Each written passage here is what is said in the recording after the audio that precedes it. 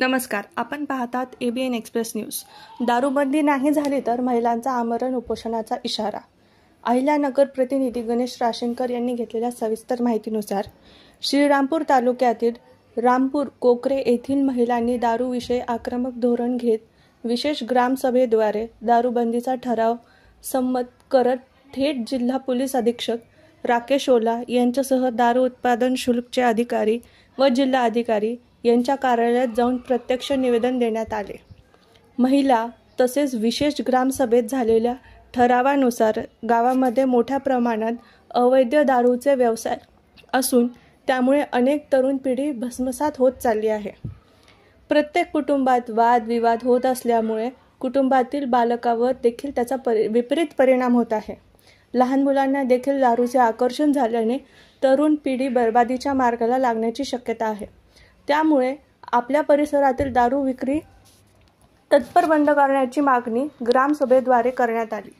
तसेच गावातील दारूबंदी अवैध व्यवसाय त्वरित बंद न केल्यास जिल्हा अधिकारी कार्यालय अहमदनगर येथे आमरण उपोषण करण्याचा इशारा महिलांनी या ठरावाद्वारे दिला आहे। सुमारे 80 ते 90 महिलांनी जिल्हा अधिकारी कार्यालय, जिल्हा पोलीस अधीक्षक कार्यालय तसेच दारू उत्पादन शुल्क विभाग नगर यांना प्रत्यक्ष भेट देऊन निवेदन देण्यात आलेले आहे।